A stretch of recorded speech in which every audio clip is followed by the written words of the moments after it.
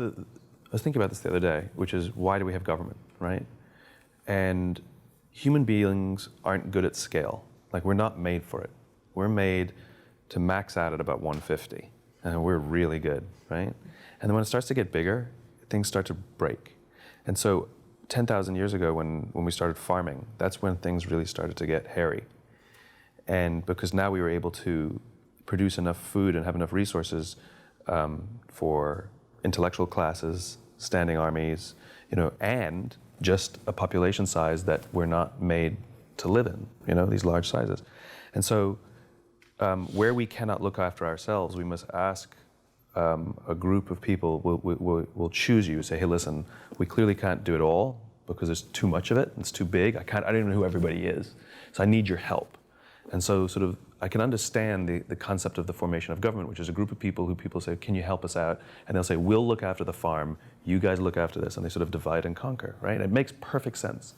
And so I think the responsibility is to look after the things that we cannot directly look after ourselves. What the founders knew, it never will, because it always grows to a point to where somebody is going to be bought off. And that's why you have to try to balance and keep it as close to you as possible. Keep the government as close to you, because you're the final check. Right. But if it's off in some distant land, if it's off in Washington, it's so far away, they'll eventually get to the point where they are now. I think the game of politics can work when our leaders choose to lead based on their values, not based on their interests. The interests that we should be leading on, the interests that we should be obsessed with, are the interests as they align to our values, not the other way around.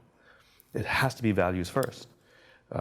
And it's when the values go away that everything breaks down, because now we make all of our decisions in these vacuums, and then if we were to pull back and have a look, we made one decision this way, which was the right decision based on that interest. We made one decision this way, which was the right decision based on that interest. One decision this way, this, and then we look at all the decisions we made, and we no longer know what we stand for. At a macro level, this is kind of what America's done since the fall of the Cold War, since the fall of the Berlin Wall. We've kind of, because we have nothing to compete against our values, we have no values adversary, not at a macro level. I think government can work, but government currently operates at an interests level and not at a values level. And there's one value, which is American values, which has nothing to do with party. The difference between the parties is the different opinions how to get there. But the there is the same there.